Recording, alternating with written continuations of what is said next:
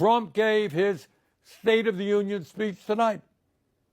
But if you listen closely, that speech had very little to say about the State of the Union, about what is really going on in our country, especially for working families.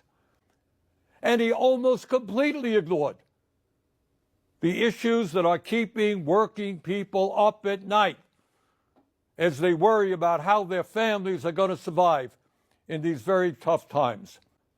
The Trump administration is not hiding it. The Trump administration is a government of the billionaire class, by the billionaire class, and for the billionaire class. This is a government that could care less about ordinary Americans and the working families of our country. My friends, we are no longer moving toward oligarchy. We are living in an oligarchic society. 60% of Americans are living paycheck to paycheck. Unlike Trump, I grew up in a family that lived paycheck to paycheck, and I know something about that reality. It means that every day, millions of Americans worry about how they're going to pay their rent, pay for child care, pay for a doctor's visit when they get sick. They worry about what happens when their car breaks down and they can't afford the $1,000 it costs to get it fixed, and what happens when they can't get to work because they don't have a car. They worry about how they can afford to buy healthy food for their kids when the price of food is off the charts. That's not all. Today in America, everyone knows that our healthcare system is broken. It is dysfunctional, and it is outrageously expensive. We remain the only wealthy nation on earth not to guarantee health care for all. Mr. President, you really want to make America great again? Then make sure that every American, regardless of income, can go to a doctor or a hospital and not worry about how they're going to pay the bills. President Trump, health care is a human right. I didn't hear one word from you, not one word, over 90-minute speech, not one word from you about the health care crisis that is impacting many, many millions of our people.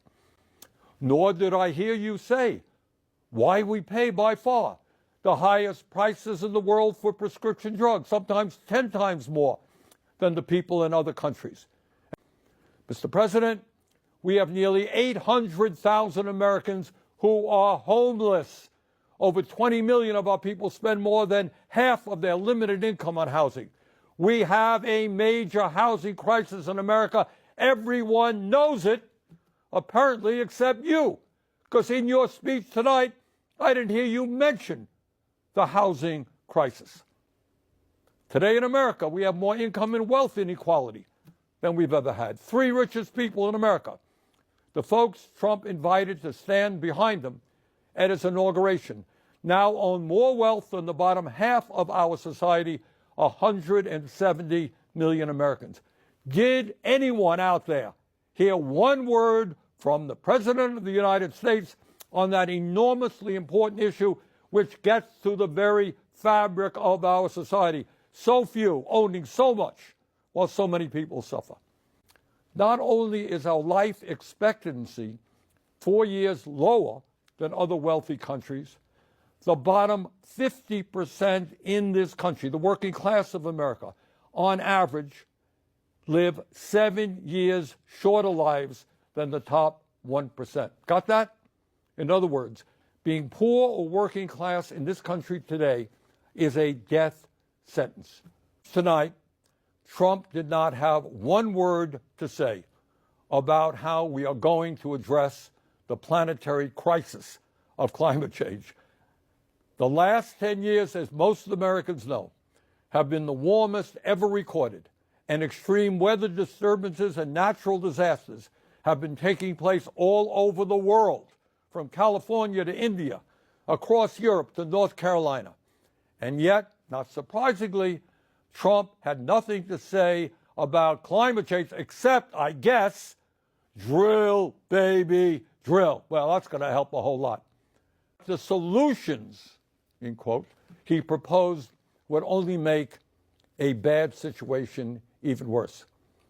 Yep, I did hear Trump talk tonight about some tax breaks for working families in terms of not taxing tips, not taxing Social Security, and not taxing overtime.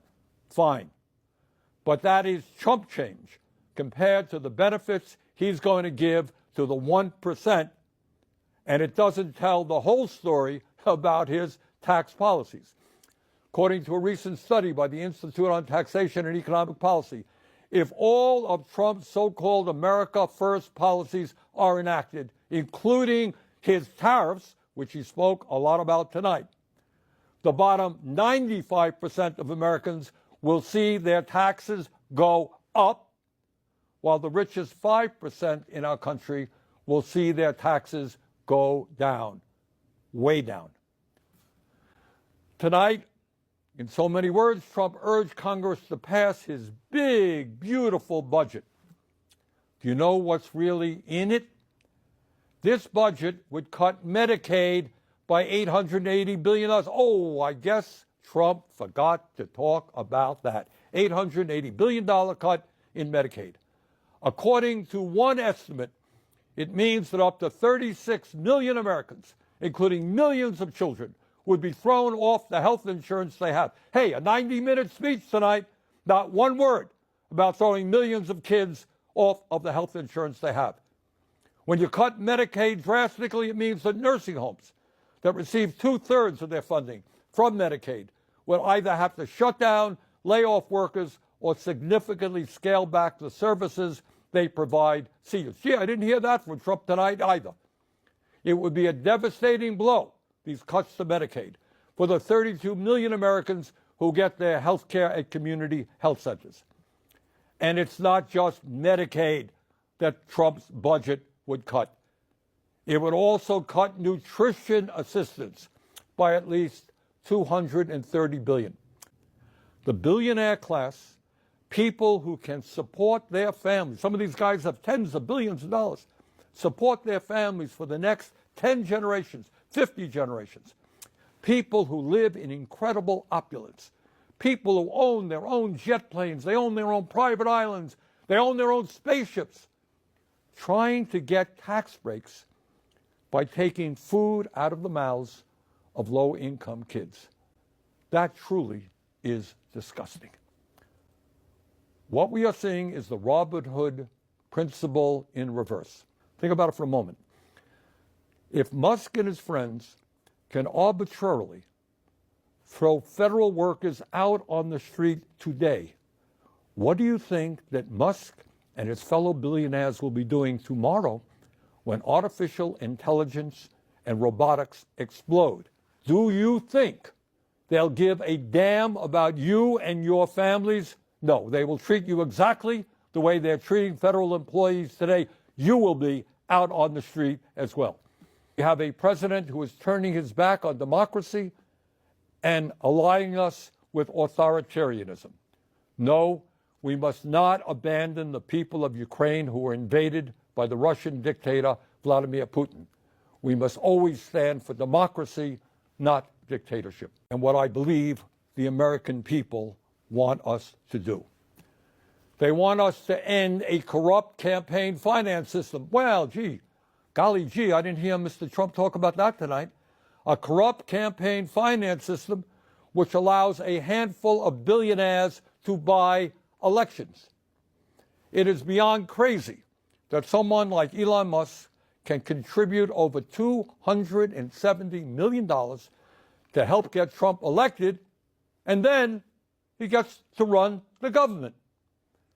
It is absurd that any member of Congress who stands up to Netanyahu's brutal war in Gaza can expect to be opposed by millions of dollars in campaign contributions coming from AIPAC.